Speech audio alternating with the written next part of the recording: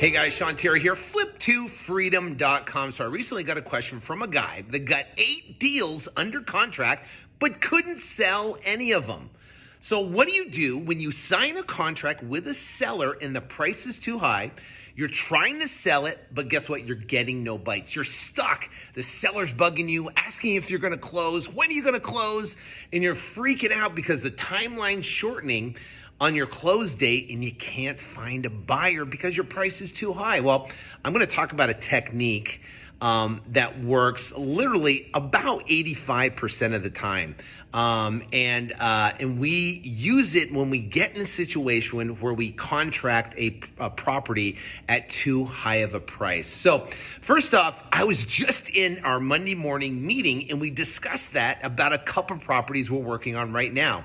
So my first question when we're diving into the process is, have we exhausted all measures when it comes to marketing and getting eyeballs on the property? So if I was going to ask you right now, and we were going to sit down for a one-on-one coaching session, I was going to say, hey, listen, I know you're trying to sell the property. You believe it's too high, but how many people have you actually got to see the property?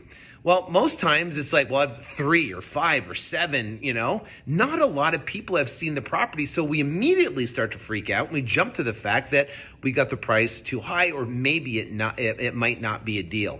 What happens is when you get a property under contract, you immediately have to shift to then selling the property, and you got to do whatever it takes to try to get that sucker sold. So we want to exhaust all measures. What does that mean by exhausting all measures? Well, if you have an email list, you want to send it out multiple different times, every single day to your email list, right? Every day. You want to call your hot buyers. Well, first off, what if you don't have an email list? Well, you can go to sites like Cash Buyers Plus and buy an email list. On that list will be emails you can send emails to. You can call. You can send text if you want to these buyers.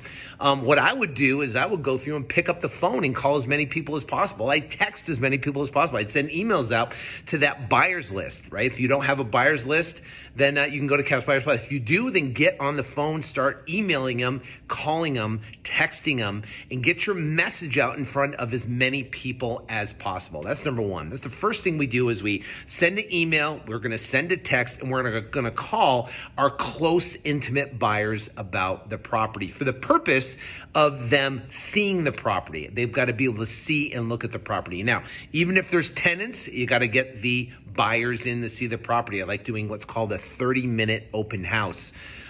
We schedule 30 minutes where we can get as many people there as possible to go look at the property. So, and we have some time we build up for it and stuff like that. Works incredibly well to get eyeballs looking at the property.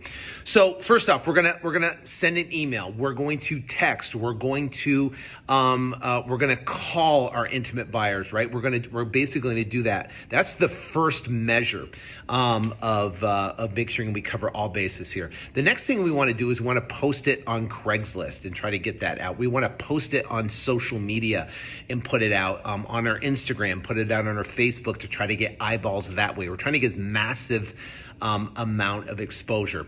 Now, a next level thing you can do is what we use REI Automator at reiautomator.com, and we'll put the property address in, and we're going to put essentially a square around the property, probably about a 2 mile to 3 mile square or circle around the property, and we're going to pull all the cash buyers that bought single family homes or properties that are similar to our property, single family homes that purchased in the last 12 months.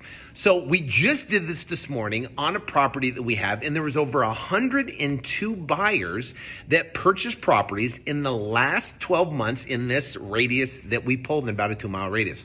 102 buyers, right? The buyer is in that 102. We just got to get in front of them. First off, you know what I told the guys? Pick up the phone, call them, pick up the phone and call the most recent buyers that are closest to the property. The next thing we're going to do is, well, first off, we're going to skip trace the list. Now, the cool thing about REI Automator, you can select the list and you can skip trace the list, meaning it will give you names, telephone numbers, email addresses of these actual buyers in this particular area. So So what we're going to do is we're going to pull that list, 102, then we're going to skip trace the list, then we're going to email the list, we're going to text the list, we're going to call the list. Now, you're not going to get 100% match rate. We're not going to get 102, names and emails and telephones. We're going to get about probably 30%, like 30 out of the 102 we're actually going to be able to contact, right?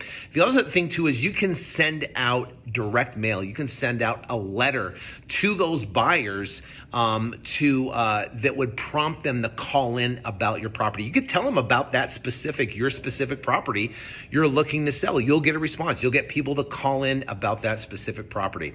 So that is a great way to get yourself in front of relevant buyers that purchased right directly in the neighborhood recently, because these are the buyers. Now, I used to drive around when I get a property around the neighborhood, and I would stop at all the houses where there's like a 40-yard roll-off.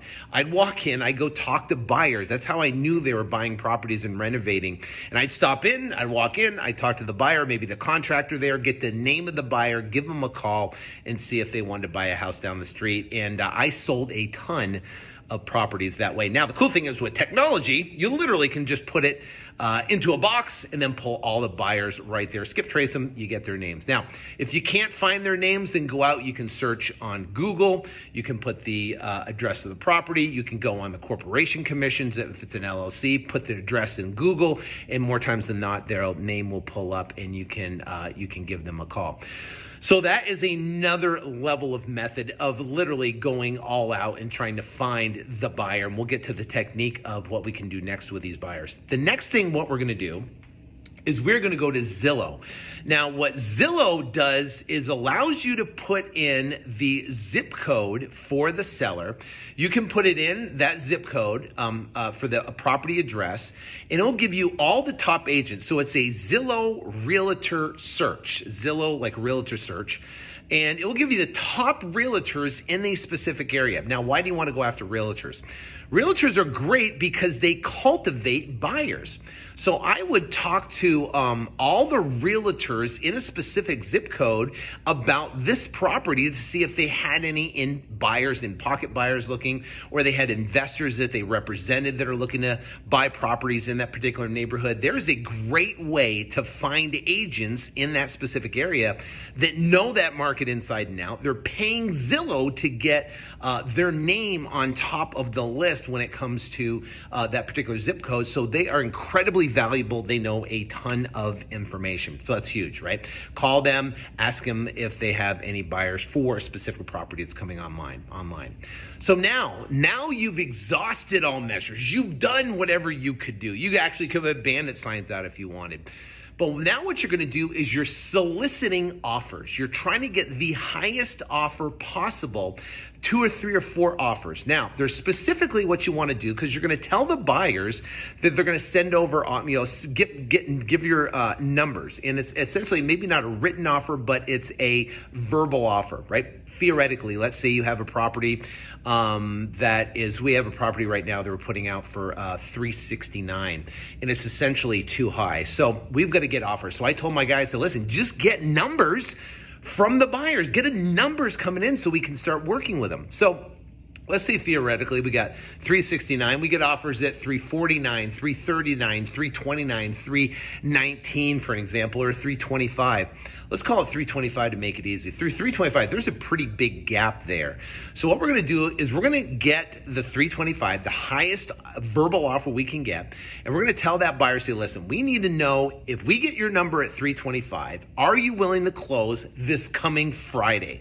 And if the answer is yes, are you willing to put down a $5,000 non-refundable deposit? And their answer is yes, and they say, listen, I need your word on this. You're going to do it. I'm going to go back and renegotiate with the seller and try to get your number at $325 so we can get this closed Friday. But as soon as I go back and renegotiate and they commit to go, then we need to get this sucker closed on Friday. I can't have any backing out, anything. So you got to make sure it's a good buyer. Make sure they're qualified. Ask them for a proof of funds that they're going to put $5,000 non-refundable, and they can close the following Friday. Now what you're going to do is now you have essentially a number and a price. Now, you're going to get feedback from these buyers. Now, for an example, we have this one property where in the back, the neighbor has this huge shed in back that it gives the property less value because it's a big, gigantic shed. You walk out in the backyard and there's huge sheds in the backyard, and it's the neighbor. You can't do anything about it, right? And there's no HOA there. So what do? You just deal with it. So the goal is to get number 325. Now you're going to go back to the seller and you're going to negotiate. And you're going to say, listen, Mr. Seller, there's a shed in your backyard. It's you know what, and all our investors we're talking to, the bottom line is I can't get this deal done because of this neighbor, and the shed is affecting the value of this property. I can't get the deal done. I have an approval to get this sucker done at $305,000. I can get it done at $305 and I can close it Friday. And I got two pieces of paper here. I got a cancellation form if we can't agree on that, or I've got an addendum to reduce the price down to $305. Now, if you can do $305, it's a deal. We can close on Friday. If not, here's the cancellation. We're gonna have to back out. So what that's gonna do is more times than not, they will sign, even if it's a big price drop like that. I have done massive price drops. Now, I don't make a business practice out of this, but if we sign too high and that is the value of the property, that's what the buyer's buying it for, then that's what we're going to do it for. You have to do it in that, and you have to meet them in person. You have to show them the paperwork, and what's going to happen is they're going to pick, and whichever one they pick, it's their choice now. It's not your choice. And then you can get the deal done. They sign it, the addendum, they reduce the price to $305, you sell it for $325, you make 20 grand, and you close the deal, and you're done. So hope that helps. Check the link out in my bio. It might help you out too. So check out link in my bio. Check it out. We just put it up there. See you soon. God bless.